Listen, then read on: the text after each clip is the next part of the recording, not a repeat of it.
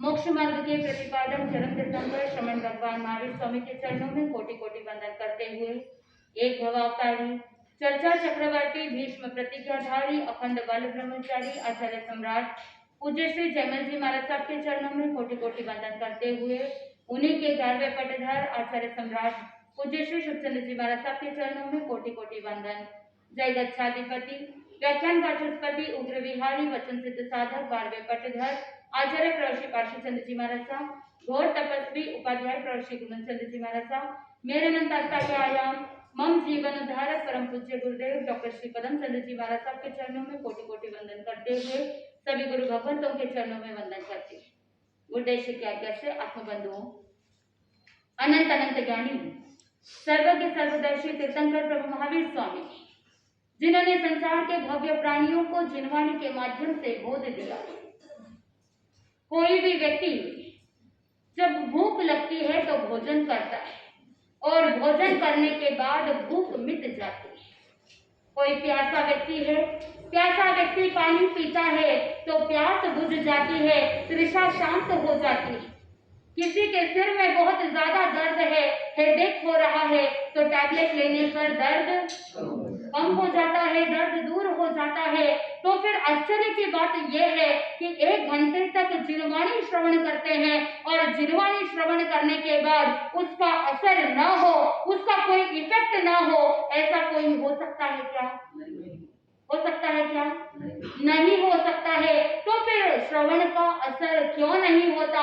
ज्ञानी जन बताते हैं कि अगर जिनवाणी को श्रवण किया है तो जीवन के अंदर शांति होना स्वाभाविक है, जीवन के अंदर समृद्धि होना स्वाभाविक है, जीवन के अंदर सद्बुद्धि आना भी क्या हो जाता है? स्वाभाविक हो जाता है। लेकिन श्रवण करते हैं तो कैसा करते हैं कि जहां पर इसका भी असर दिखाई नहीं देता।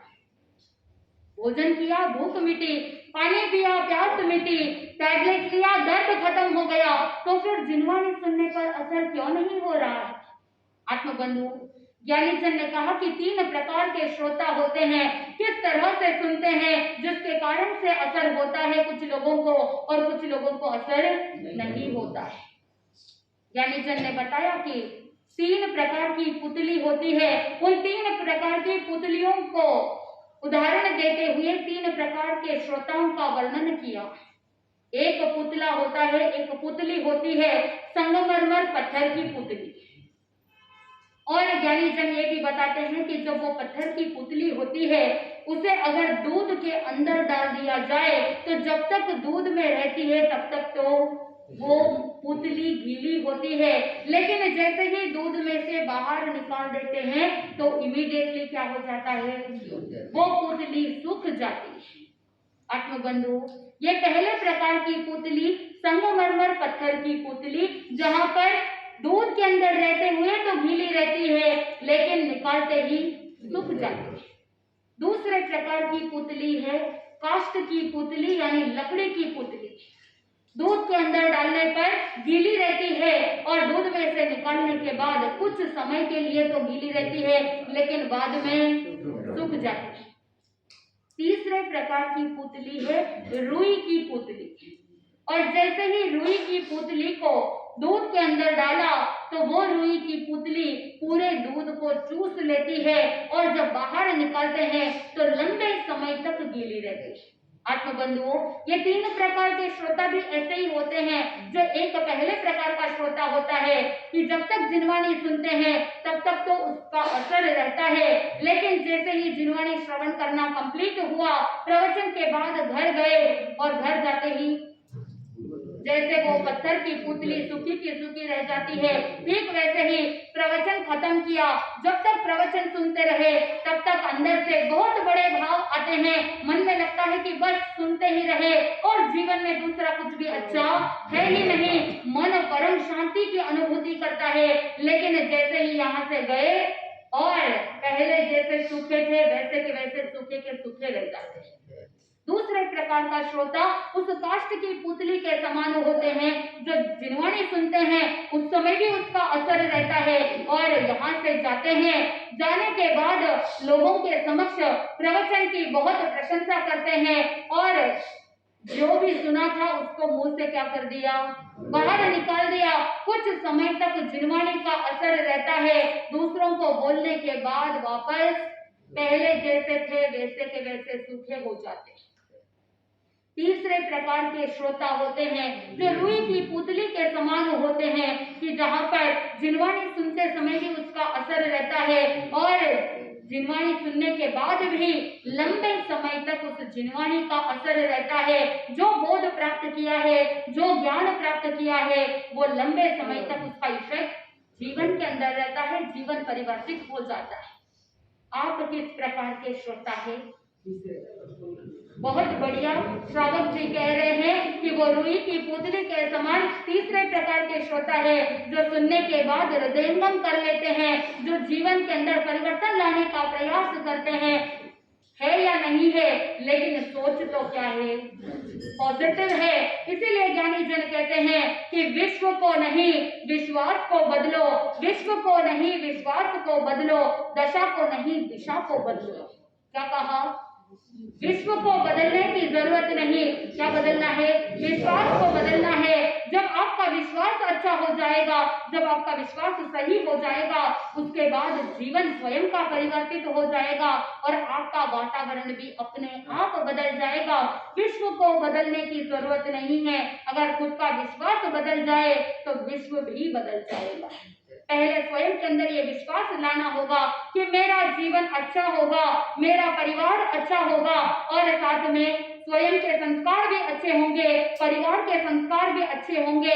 जब आपके भीतर ये विश्वास जागृत हो जाएगा तो आपकी विचारधारा भी वैसी की वैसी बन जाएगी और जब आप अपने जीवन के विश्वास के साथ दिशा को बदल देंगे तो आपके जीवन की दशा भी बदल जाएगी। दशा को बदलने का प्रयास करने की जरूरत नहीं, बस दिशा को मोड़ देना है। और आगे ज्ञानी जन ने कहा, अवस्था को नहीं व्यवस्था को बदलो। बहुत सारे जीवन के अंदर ऐसी अवस्थाओं के लिए अपने आप को कोसते हैं, कर्म को कोसते हैं, परिस्थिति को कोसते हैं। तो अवस्था को कोसने की जरूरत नहीं, अवस्था को बदलने की जरूरत नहीं। क्या बदलना है? व्यवस्था को बदलना है। आपके जीवन की व्यवस्था कैसी है, आपके घर की व्यवस्था कैसी है, घर का सिस्टम कैसा है, आपके बाहर ऑफिस के अंदर आपकी व्यवस्था कैसी है। अगर सब कुछ व्यवस्थित चलता है, सिस्टमैटिक अगर आपका जीवन है तो अवस्था अपने आप बदल जाएगी। इसीलिए ज्ञानी जन ने कहा कि अवस्था को नहीं व्यवस्था को बदलो और भाव को नहीं भाव को बदलो। जब आपके भाव बदल जाएंगे तो स्वयं भाव भी बदल जाएगा, आपका जन्म सुधर जाएगा। तो बदलना है तो क्या बदलना है? स्वयं को बदलना है, स्वयं की दिशा को बदलना है, स्वयं के विश्वास को बदलना है, स्वयं की व्यवस्था को बदलना है और स्वयं के भावों को भी बदलना है। यानी जन ने कहा कि जो साधक उत्कृष्ट भावों के साथ अगर आगे बढ़ता है तो उसका जीवन उत्तरोत्तर उत्तरोत्तर उन्नति की ओर आगे बढ़ता जाता है और जैसे जैसे कदम आगे बढ़ाते हैं फिर पीछे मुड़ करके देखने की जरूरत नहीं होती। विवेचन चल रहा था, आप सुन रहे थे प्रभु महावीर स्वामी के जीवन को कि किस तरह से प्रभु महावीर स्वामी संयम अंगीकार करने के पश्चात निरंतर विहार कर रहे हैं और विहार करते करते 1 वर्ष पूर्ण हो गया और 1 वर्ष पूर्ण होने के बाद वहां पर कनकखल आश्रम में चंडकोशिक सर्प का भी उद्धार कर लिया और वहां से विहार करके प्रभु महावीर स्वामी उत्तर वाचाल पधारे। आत्मबंधुओं, प्रभु महावीर स्वामी के 15 उपवास की तपस्या थी। कितने उग्र तपस्वी थे प्रभु महावीर स्वामी और उसी तपस्या के कारण से उनके शरीर के अंदर वो ओज था, उनके वाणी के अंदर वो ओज था, उनके चेहरे का वो तेज। यौवन अवस्था यानी जन कहते हैं कि तीर्थंकर भगवंतों का अतिशय होता है कि उनका शरीर जीवन पर्यंत तक युवा अवस्था के समान ही रहता है और उनके शरीर का कलर भी कैसा था? स्वर्ण के समान चमकता हुआ, दमकता हुआ, ओजस्वी, तपस्वी, मनस्वी और ऐसे तेजस्वी व्यक्तित्व के धनी प्रभु महावीर स्वामी विहार कर रहे हैं और विहार करते करते 15 उपवास की तपस्या पालना करना था और वहां पर संयोग ऐसा हुआ कि वहां जो उस उत्तर वाचाल में नागसेन नाम का व्यक्ति था, नागसेन का पुत्र बहुत लंबे समय से विदेश के अंदर रह रहा था और अचानक से आकस्मिक रूप से उसका पुत्र घर लौटा और उसी पुत्र के घर लौटने की खुशी में नागसेन ने अपने घर पर उत्सव मनाया, सगे संबंधी और परिजनों को इनवाइट किया और वहां पर प्रीति भोज का आयोजन किया।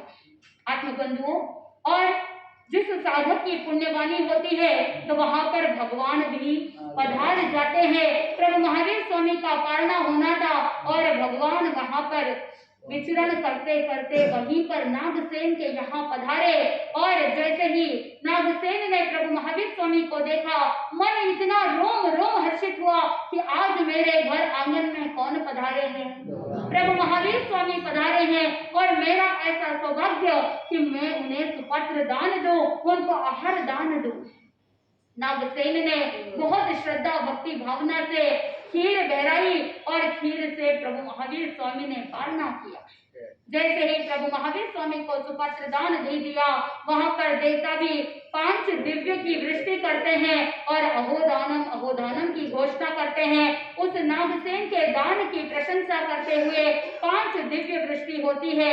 उसमें पहला बताया जाता है कि अचित पुष्प की वृष्टि होती है, यानी अचित फूलों की वर्षा होती है, और दूसरा बताया अचित जल की वृष्टि होती है।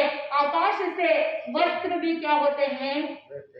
धरती पर आ जाते हैं। वस्त्र का आकाश से गिरना, अचित जल की वृष्टि होना और स्वर्ण की वृष्टि होना, यानी सोना भी क्या होता है? नीचे सोने की भी वृष्टि हो जाती है। और 5वां बताया अहोदानम की उद्घोषणा होती है कि जहां पर देवता भी उस दान की प्रशंसा करते हैं। आत्मबंधु, दान हो तो ऐसा कि जहां पर देवता भी उसकी प्रशंसा करे और साधक के अंदर भी इतनी भावना हो कि वहां पर उत्कृष्ट परिणाम के साथ सुपत्र दान दे दे। प्रभु महावीर स्वामी का पालना हुआ और वहां से प्रभु महावीर स्वामी प्रस्थान करते हैं और विहार करते करते पहुंच जाते हैं श्वेतांबिका नगरी, क्योंकि पहले से ही तय था कि दक्षिण वाचाल से उत्तर वाचाल और आगे श्वेतांबिका नगरी। जैसे ही श्वेतांबिका नगरी पहुंचे, वहां का राजा प्रदेशी जैसे ही वो सुनता है कि भगवान महावीर स्वामी पधारे हैं, तो वो भी हर्षित होकर के अपने सैन्य बल के साथ वंदना करने के लिए जाता है, भाव भीना स्वागत करता है और श्वेतांबिका नगरी से प्रभु महावीर स्वामी आगे विहार करते हैं और विहार करके उनको जाना था सुरभिपुर, और सुरभिपुर जाते हुए मार्ग के अंदर राजा परदेसी को मिलने के लिए 5 न्यायिक राजा भी वहां पर चल रहे होते हैं और मार्ग में उन्होंने भी भगवान के दर्शन किए, भगवान को वंदना की और प्रभु महावीर स्वामी वहां से चल ही रहे होते हैं कि बीच के अंदर गंगा नदी आ जाती है। आत्मबंधुओं, अब भगवान को जाना है सुरभिपुर, लेकिन बीच में गंगा नदी है, उसका पाट भी विशाल था, मानो कि समुद्र के अंदर जिस तरह से लहरें आती है उस प्रकार से गंगा नदी के अंदर भी लहरें चल रही थी और वो गंगा नदी बह रही है। प्रभु महावीर स्वामी को अगर आगे विहार करना है तो गंगा नदी को पार करना था और गंगा नदी को पार करने के लिए भगवान ने सिद्धदत्त नाम के नाविक की नौका में बैठ गए। आत्मबंधुओं, आचारांग सूत्र के दूसरे श्रुत स्कंद 3 अध्ययन में मुनि नौकारोहण करते समय जो भी धर्म संकट आते हैं उनके और नौकारोहण करने के बाद उन धर्म संकटों का निवारण करना, कैसे धर्म संकट से मुक्ति को प्राप्त करते हुए उस नौका से पार उतरना, उस प्रकार की सारी विधि बताई गई है। और यहाँ पर प्रभु महावीर स्वामी उस सिद्धदत्त नाम के नाविक की नौका के अंदर बैठे हैं और वहां नाव जैसे ही चलने ही वाली थी, गंगा नदी के अंदर ठंडी ठंडी हवाएं चल रही है, लेकिन प्रभु महावीर स्वामी तो एक कोने में जाकर के बैठ गए और ध्यानस्थ अपने आत्म रमणता के अंदर तल्लीन हो गए। बाहर वातावरण में क्या हो रहा है उनको उससे कोई लेना देना नहीं है। आत्मबंधुओं, उस डोंगी के अंदर बहुत सारे यात्री थे, लेकिन उन यात्रियों में से एक खेमिल नाम का निमित्तज्ञ था। जैसे ही नाव रवाना होने ही वाली थी, उतने में दाहिनी ओर से एक उल्लू बोला। जैसे ही राइट साइड से उल्लू को बोलते हुए उस निमित्तज्ञ ने, उस ज्योतिषी ने सुना, तो उसने मुंह से कह दिया कि ये तो बड़ा अपशकुन हो गया, बहुत बड़ा बवंडर आने वाला है और हम सब सुख शांति पूर्वक इस यात्रा को पार कर पाएंगे, ये तो असंभव है। लेकिन इस नौका के अंदर एक महापुरुष बैठे हैं, इस महात्मन के पुण्य प्रताप से ही, उनके प्रभाव से ही हम सब क्या कर पाएंगे, इस नदी से, इस गंगा नदी से पार उतर पाएंगे। जैसे ही इस खेमिल निमित्तज्ञ की भविष्यवाणी सुनी, सभी यात्री भयभीत हो गए और उसी भय के कारण से न जाने कितनी उथल पुथल मच रही थी। अब करना तो क्या करना, नाव रवाना हुई। जैसे ही नौका रवाना हुई और गंगा नदी के ठीक मध्य तक पहुंची, उधर सुदृष्ट नाम का एक नाग कुमार का देव, उसने उपयोग लगाया और उसने देखा कि भगवान महावीर स्वामी उस नौका के अंदर बैठे हैं। जैसे ही भगवान को देखा, पूर्व भव का वेड़ याद आ गया। आप सबको पता है, हमने पूर्व के प्रवचनों में भी सुना है कि जहाँ पर प्रभु महावीर स्वामी का जीव जब त्रिपुष्ट वासुदेव के भव के अंदर उस गुफा में सिंह का क्या कर देते हैं, घात कर देते हैं, सिंह का संहार कर देते हैं और उस सिंह के मन में भगवान महावीर स्वामी यानी त्रिपुष्ट वासुदेव के प्रति वैर का भाव जागृत था, उनके प्रति द्वेष की भावना थी और वही सिंह वहां से क्या बन जाता है, सुदृष्ट नाम का देव बन जाता है। और इधर वो सुदृष्ट देव जैसे ही भगवान को नौका में देखा तो मन में बदले की भावना जागृत हो गई, वैर जागृत हो गया और उसी बदले को छुपाने के लिए उसने उस गंगा नदी के अंदर भयंकर तूफान खड़ा कर दिया। ऐसी उंधड़ जमाई, इतना जोरदार से उंधड़ लगाया कि वहां पर कहते हैं कि बहुत बड़े बड़े जो वृक्ष थे, पेड़ थे, वो जड़ से ही उखड़ गए और पर्वत भी डोलायमान हो गए। और इधर गंगा के अंदर इतनी जोर जोर से लहरें भी उछल उछल करके आ रही थी और उसी के कारण से नाव डोलायमान हुई, नाव पूरे नदी के अंदर झोला खाने लगी। जैसे ही लोगों ने देखा इतना भयंकर वातावरण, सारे यात्री त्राही त्राही करने लगे, बचाओ बचाओ की आवाज गूंजने लगी। लेकिन अब करना क्या, प्रभु महावीर स्वामी तो आत्मस्थ थे और उनको बाहर के वातावरण का कोई लेना देना नहीं था। बाहर का वातावरण इतना अशांत है, लेकिन जिस साधक के भीतर शांति हो, उसके बाहर के वातावरण की अशांति कोई मान्य नहीं रखती। आपके क्या होता है, बाहर भले ही कितनी भी शांति हो, लेकिन अंदर इतनी अशांति फैली हुई है कि जिसके कारण से बाहर का वातावरण भी अशांत हो जाता है, आप उसे अशांत कर देते हैं। इसीलिए ज्ञानी जन ने कहा वातावरण को शांत करने की जरूरत नहीं, सबसे पहले कहाँ शांत करना है, अपने भीतर के वातावरण को शांत कर देना है। जब भीतर शांति की प्राप्ति हो जाएगी तो बाहर से शांति को ढूंढने के लिए जरूरत नहीं। एक बार हुआ ऐसा कि एक सेठ सेठानी रहते थे।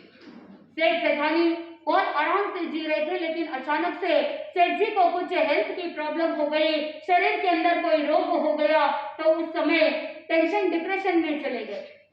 सेठानी जी ने कहा कि आप रोग को बढ़ाइए नहीं, चले जाओ डॉक्टर के पास और वैद्य जी के पास जाकर के दवाई ले लो, इलाज करा लो, रोग को बढ़ाना मूर्खता होती है। आप स्वयं भी कष्ट को झेलते हैं और आप दुखी होते हो तो मैं भी क्या हो जाती हूँ, दुखी हो जाती हूँ। इसलिए अगर आप मुझे दुखी नहीं देखना चाहते हो तो आप भी अपना दुख क्या कर दो, दूर कर दो।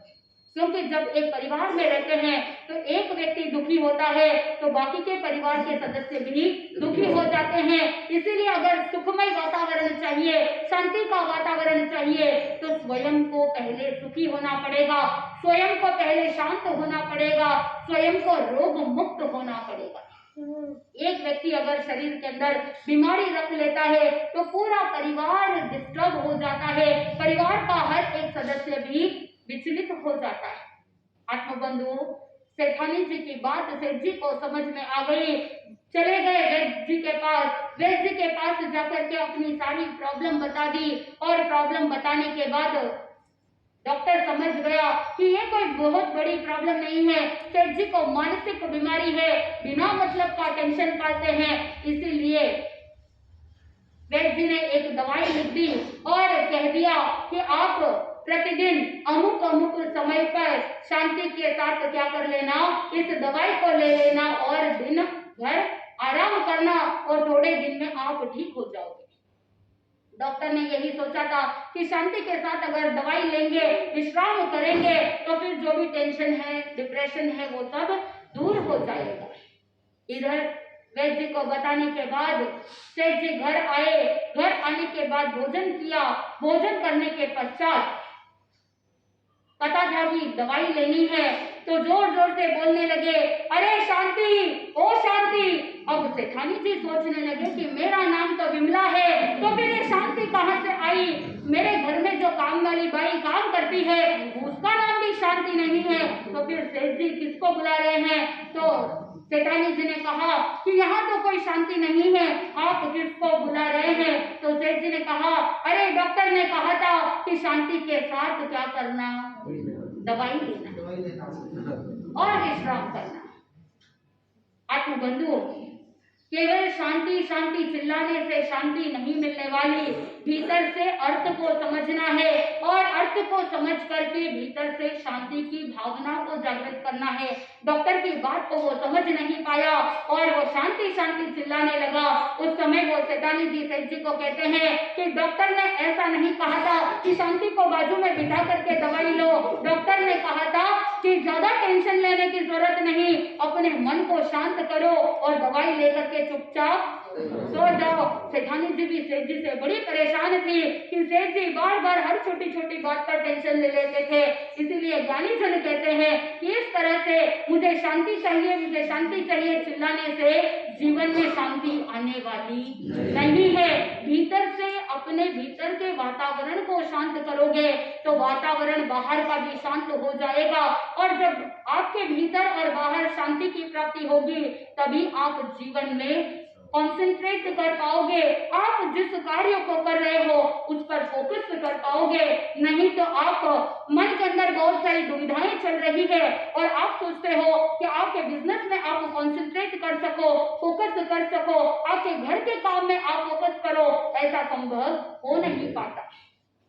प्रभु महावीर स्वामी का एकमात्र लक्ष्य था कि केवल ज्ञान की साधना करना, केवल ज्ञान की प्राप्ति करना और जब तक केवल ज्ञान प्राप्त नहीं होता तब तक ऐसी उत्कृष्ट साधना करना कि जहां पर बाहर के वातावरण से कोई लेना देना नहीं था। वो अपने आत्म रमणता के अंदर तल्लीन थे। आत्मबंधुओं, इधर कंबल और संबल नाम के जो नाग कुमार के दो देव थे, उन्होंने देखा ये आकस्मिक समुद्र के अंदर, गंगा नदी के अंदर ऐसा उपद्रव आया है। जैसे ही कंबल और संबल देव ने देखा कि ऐसा वातावरण क्यों हुआ तो पता चल गया कि सुदृष्ट नाम का जो देव है उसने उपद्रव मचाया है। तो एक देव ने उस सुदृष्ट देव को ललकारा और उसके साथ युद्ध करने लगा और दूसरा देव जो था उसने नाव को किनारे पर पार उतार दी। सुदृष्ट देव का जोर नहीं चला, नाव तो किनारे लग गई, सारा वातावरण शांत हो गया, तूफान भी शांत हो गया। इधर जैसे ही यात्रियों ने देखा कि नाव किनारे तक पहुंच गई है, फटाक से यही चिंतन किया कि दूसरा जन्म मिला है, ऐसा समझ करके जल्दी जल्दी नाव से नीचे उतरने लगे और भगवान को हाथ जोड़ करके कहने लगे, भगवान आज तो हम आपके ही पुण्य प्रताप से बचे हैं। ऐसा बोल करके सारे यात्री प्रस्थान कर जाते हैं। इधर दूसरी तरफ कंबल संबल देव भी भगवान को वंदना करके वहां से चले जाते हैं और भगवान महावीर स्वामी भी नाव से उतर करके गंगा नदी के किनारे स्थित एक पूर्णाक सन्निवेश पहुंचते हैं। पूर्णाक सन्निवेश के बाहर एक उद्यान के अंदर अशोक वृक्ष के नीचे ध्यानस्थ खड़े हो जाते हैं। आखिर कंबल संबल देव कौन थे? उन्होंने प्रभु महावीर स्वामी की सेवा क्यों की? उनका कोई लेना देना नहीं था, तो देवताओं ने भगवान की सेवा क्यों की, वो संस्कार कहाँ से आए? तो कहते हैं उनका एक प्रसंग आता है कि मथुरा नगरी के अंदर जिनदास नाम का श्रावक होता है और उनकी पत्नी साधु दासी। आत्मबंधुओं, जिनदास नाम का श्रावक और साधु दासी नाम की सहचरी थी। दोनों से सेठानी आराम से जीवन यापन कर रहे थे। बहुत ही उत्कृष्ट भावना के साथ परिग्रह परिमाण का व्रत ग्रहण किया था। यानी परिग्रह के अंदर जैसे आप प्रतिक्रमण के अंदर भी 5वें अनुव्रत में कहते हो, क्या बोलते हो? क्षेत्र वस्तु का परिमाण अतिक्रमण किया हो। क्षेत्र का मतलब होता है खुली जमीन, चाहे आप कितने प्लॉट अपने रख रहे हो, आपके स्वामित्व का, आपके ममत्व भाव का कितने प्लॉट, कितना खुली जमीन आप अपने लिए रख रहे हो, वो आपका परिग्रह परिमाण। आत्मबंधुओं, 5वें व्रत के अंदर श्रावक अपने स्वामित्व का ये अलग अलग प्रकार के परिग्रह को निमित्त मर्यादा कर देता है कि मैं अपने लिए, अपने नाम से, अपने स्वामित्व की खुली जमीन इतना परिमाण रखता हूं। क्षेत्र यानी खुली जमीन, वास्तु यानी बंद मकान, यानी स्वयं के स्वामित्व का कितने मकान, 1 2 3 4, आपकी इच्छा कहाँ जाकर के रुकती है? क्योंकि ज्ञानी जन ने कहा कि रिसोर्सेस के लिए कोई सीमा नहीं। एक मेरु पर्वत 1 लाख योजन का और इतना लंबा चौड़ा मेरु पर्वत, और अगर आप 10 मकान भी अपने नाम के रख लोगे तो मेरु पर्वत जो सोने का माउंटेन है, सोने का पर्वत है, उसके सामने तो ये कुछ भी नहीं है। तो आपकी इच्छा कहाँ जाकर के रुकती है? आपका स्वामित्व अभी वर्तमान के अंदर आपके पास इतना धन वैभव संपत्ति है या नहीं है, लेकिन आपकी मूर्छा भावना, आपका अटैचमेंट, आपकी इच्छा, आपकी तृष्णा कहाँ जाकर के रुकती है, वो आपका परिग्रह परिमाण हो जाता है। जब साधक 5वें व्रत को अंगीकार कर लेता है तो वहां अंतराल कर्म को जल्दी जल्दी तोड़ लेता है और जो टारगेट आपने बनाया है कि आपको कितना आपने परिमाण रखा है, ज्ञानी जन कहते हैं कि इस व्रत अंगीकार करने के माध्यम से ऐसे अंतराल कर्म टूटते हैं कि आपका टारगेट भी जल्दी से जल्दी पुण्यवानी के कारण से पूर्ण हो जाता है। क्षेत्र खुली जमीन, वास्तु बंद मकान। क्षेत्र वास्तु का परिमाण अतिक्रमण किया हो। दूसरा क्या बोलते हो? हिरण्य सुवर्ण, यानी हिरण्य यानी चांदी, आपके स्वामित्व का आपके नाम से चांदी कितना रखना है, कितने किलो रखना है, और सुवर्ण यानी सोना। तो हिरण्य सुवर्ण का परिमाण करना, और उसके बाद तीसरा कौन सा है? धन धान्य, यानी जहाँ पर रोकड़ पूंजी आपके नाम से आपके स्वामित्व का कितना रखना है, कितने करोड़ रखने हैं। वहां पर कुछ लोगों के मन में डाउट आता है कि कितना रखूं। अब इस समय जो रखा है आगे चल करके उसका वैल्यूएशन बढ़ जाता है तो कैसे बैलेंस करना। आत्मबंधुओं, यहाँ पर घबराने की, चिंता करने की कोई बात नहीं।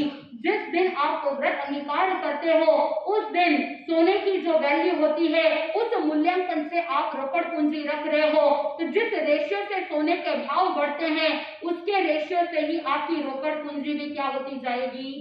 बढ़ती जाएगी। तो जीवन के अंदर एक बैलेंस बना रहेगा। तो आपको घबराने की जरूरत नहीं।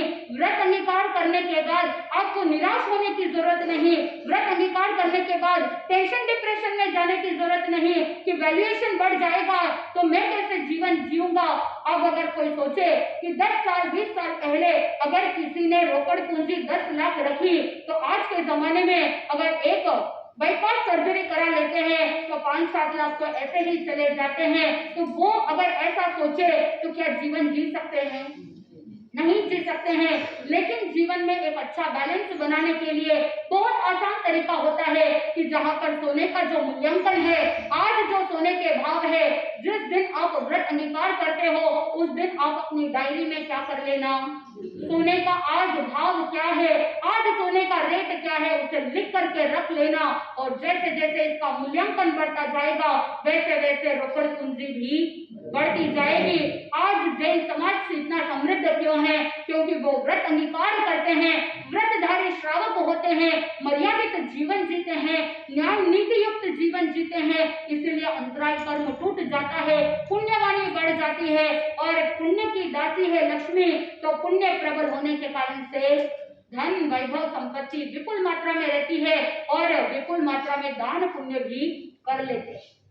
आत्मबंधुओं, क्षेत्र वास्तु, हिरण्य सुवर्ण, धन धान्य, धान्य एक साथ में कितना धान्य स्टोर करना, उसका परिमाण करने का बताया जाता है। और बाद में दोपट चौपट, पुराने जमाने के अंदर दास दासी होते थे, पशु पक्षी आदि होते थे, तो दोपद के अंदर दास दासियों को उनका परिग्रह कहा जाता था। लेकिन अब वर्तमान के अंदर कोई दास प्रथा नहीं है और जो घर के अंदर नौकर चौकर काम करते हैं, ये नौकर चाकर परिग्रह के अंदर नहीं आते, आपका स्वामित्व के नहीं होते हैं, वो तो सिर्फ वेतन के हिसाब से आते हैं, काम करके चले जाते हैं। आपके स्वामित्व के नहीं होने के कारण से दोपद के अंदर जो दास दासी होते हैं वो नहीं आते। लेकिन दोपद चौपद के अंदर जो पशु पक्षियों का पालन किया जाता है, पोषण किया जाता है, वो अगर आप अपने स्वामित्व का रखते हैं तो वहां पर वो दोपद चौपद के अंदर आ जाते हैं। और अंतिम में बताया जाता है खूबियों, यानी सोना चांदी को छोड़ करके बाकी जितने भी मेटल धातु के उपकरण होते हैं वो सब कुछ खूबियों में आ जाता है। इसका मूल्यांकन कैसे करना? मान लो कि अगर आपके घर का मूल्यांकन अगर किया जाए, आपका बंगला अगर 2 करोड़ का है तो खूबियों कितना हो जाएगा? 1 करोड़, यानी 50% जो वैल्यू होती है वो खूबियों का हो जाता है। इस तरह से वैल्यूएशन करना चाहिए। आत्मबंधुओं, अगर व्यवस्थित रूप से चलते हैं तो परिग्रह का परिमाण करने में कोई भी दिक्कत नहीं आती। आप ये मत सोचो, भावुकता में आकर के नियम लेने की आवश्यकता नहीं कि मुझे बस कुछ नहीं चाहिए, मुझे कितना तो जीना है, मुझे धन नहीं चाहिए, सोना चांदी नहीं चाहिए। ऐसा अगर भावुकता में आकर के व्रत अंगीकार कर लेते हैं, नियम अंगीकार कर लेते हैं, तो आगे चल करके प्रॉब्लम हो सकती है। आगे चल करके जब बुढ़ापा आता है, उस समय धन की आवश्यकता होती है, तो फिर अभाव के कारण से मन में लोभ की वृत्ति जागृत हो जाती है। बहुत से लोगों को देखते हैं कि बुढ़ापे के समय में वो जो भी रोकड़ थोड़ी बहुत साथ में रहती है उसका क्या करते हैं? ब्याज में देते हैं, सोचते हैं कि थोड़ा और एक्स्ट्रा आ जाए। लेकिन बहुत बार ऐसा होता है कि ब्याज के लोभ के चक्कर में जो मूल पूंजी होती है उस मूल पूंजी को भी गंवाना पड़ जाता है। इसीलिए लोभ नहीं चाहिए। आपके जीवन की व्यवस्था व्यवस्थित रहे, आपके जीवन का सिस्टम बराबर रहे, इसीलिए हर एक साधक को परिग्रह का परिमाण करना चाहिए कि आपके स्वामित्व का, आपके नाम का आप कितना रखते हैं। चाहे खुली जमीन रख रहे हो, बंद मकान रख रहे हो, या आपके नाम के कोई शेयर अगर खरीद रहे हो, तो ये सब कुछ आपके स्वामित्व का, आपका परिग्रह हो जाता है। इधर जिन दास श्रावक और साधु दासी श्राविका दोनों ने परिग्रह का परिमाण व्रत अंगीकार कर लिया और ग्रहण करने के बाद उन्होंने ऐसा नियम ले लिया कि अपने लिए कोई भी पशु पक्षी, अपने घर में गाय भैंस आदि पशु को नहीं रखेंगे, ऐसा नियम ग्रहण कर लिया। उन्होंने चिंतन किया कि हम किसी पशु पक्षी को पालन नहीं करेंगे और जो अहीर होते थे, गोपालक होते थे, उनसे दूध दही ला करके अपनी सारी आवश्यकता पूर्ण कर लेते थे। अब एक अहिरन बहुत शुद्ध दही दूध वगैरह ला करके देती थी और उसकी शुद्धता को देख करके जो सेठानी साधु दासी थी वो प्रतिदिन उसी से दूध लेने लगी। दोनों के बीच में स्नेह बढ़ा, दोनों के बीच में बहनों के जैसा व्यवहार होने लगा और जैसे ही दोनों के बीच में ऐसा अच्छा व्यवहार, एक बार हुआ ऐसा कि उस अहिरन के घर पे उसकी पुत्री का लग्न उत्सव था, वहां पर विवाह का प्रसंग था। सेठ सेठानी जी को भी न्योता दे दिया। तो यहाँ पर उन सेठ सेठानी ने खूब वस्त्र अलंकार आदि सामग्री दे दी, तो वहां पर अहीर और अहीरन भी बहुत प्रसन्न हुए, इतने खुश हुए कि वहां पर उनके बिरादरी के अंदर उनका सम्मान बढ़ा और उनकी वैल्यू भी बढ़ गई। उनके सगे संबंधी के सामने वो उत्सव भी बहुत शोभायमान हो गया। और उसी परम कृपा से आभार व्यक्त करते हुए उस गोपालक ने क्या किया कि उनके पास 2 हृष्ट पुष्ट और युवा अवस्था को प्राप्त ऐसे 2 सफेद बैल की जोड़ी को उनको भेंट स्वरूप दे दी। लेकिन सेठ जी ने यह स्वीकार नहीं किया। क्योंकि सेठ जी ने स्वीकार नहीं किया तो वहां पर उस अहीर ने 2 बैलों को ले जा करके सेठ जी के वहां बांध दिया और वो वहां से चला गया। अब देखना यह है कि सेठ जी उन दोनों बैलों की जोड़ी को कैसे पालन पोषण करते हैं, अपने घर पर अपनी हवेली में रखते हैं या नहीं रखते हैं, उनका परिग्रह का परिमाण किया हुआ है तो उनको रखना चाहिए या नहीं रखना चाहिए, और अगर रख रहे हैं तो उसका लालन पालन पोषण कैसे करते हैं। उन दोनों बैलों के सेठ सेठानी के साथ किस तरह का स्नेह बढ़ता है और वही स्नेह आगे चल करके धर्म स्नेह कैसे बनता है, और वही दोनों बैल आगे चल करके कंबल और संबल नाम के नागकुमार देव कैसे बन करके भीतर से धर्म के संस्कार को कैसे प्राप्त करते हैं। ये जैसे जैसे हम आगे प्रसंग सुनेंगे हमको पता चलेगा। और साथ में प्रभु महावीर स्वामी वहां से थूणाक सन्निवेश पहुंचते हैं तो उस सन्निवेश में ऐसी कौन सी घटना घटती है और आगे चल करके प्रभु महावीर स्वामी के पास कौन आने वाला है, गौशालक आने वाला है। गौशालक की भेंट प्रभु महावीर स्वामी से होती है तो प्रभु महावीर स्वामी के पास कैसे वो गौशालक रहता है, प्रभु महावीर स्वामी कितने लंबे समय के बाद स्वीकृति प्रदान करते हैं। पहले तो वो कितनी बार विनंती करता है कि मुझे शिष्य बना लो। ऐसे कौन से प्रसंग के कारण से गौशालक के मन में भावना जागृत होती है कि प्रभु महावीर स्वामी बहुत बड़े संत है, महात्मा है, दिव्य पुरुष है, मुझे इनका शिष्य बन जाना चाहिए। कैसा ऐसा प्रसंग है जिसके कारण से गौशालक प्रभु महावीर स्वामी के पीछे पीछे घूमता है और उसकी अयोग्यता कब समझ में आती है और उसकी अयोग्यता के ऐसे ऐसे उदाहरण मिलते हैं कि वो हर बार नादानी कर जाता है, हर बार प्रभु महावीर स्वामी को कैसे झुटला देता है। और गौशालक जब प्रभु महावीर स्वामी के साथ में रहता है तो अगले 6 चातुर्मास तक वो गौशालक साथ में कैसे रहता है, क्या क्या प्रसंग होते हैं, कहाँ कहाँ प्रभु महावीर स्वामी का चातुर्मास होने वाला है। दूसरा चातुर्मास होना है नालंदा में और प्रभु महावीर स्वामी कैसे नालंदा के अंदर बुनकर की शाला में चतुर्मास करते हैं। ये सारा प्रसंग हम जैसे जैसे सुनेंगे हमें आनंद की अनुभूति होगी और प्रभु महावीर स्वामी के पुण्य प्रताप से ही हमें ये जैन धर्म का मार्ग मिला है। तो हम प्रभु महावीर स्वामी को प्रतिदिन नियमित रूप से कोटि कोटि वंदन करते हुए प्रभु का आभार मानते हैं कि प्रभु महावीर स्वामी थे जिन्होंने हमें धर्म का मार्ग बताया, वो हुए इसलिए हमें धर्म पता चल रहा है। तो पर्युषण पर्व के समय में ज़्यादा से ज़्यादा धर्म आराधना करनी है और निरंतर उत्तरोत्तर आगे बढ़ते जाना है। आज से पचरंगी भी प्रारंभ हो रही है तो आप सब ज़्यादा से ज़्यादा धर्म आराधना करते हुए त्याग व्रत प्रत्याख्यान की ओर आगे बढ़ेंगे तो आनंद की प्राप्ति होगी। इसी मंगल भावना के साथ आनंद ही आनंद बोले श्री जैन धर्म की।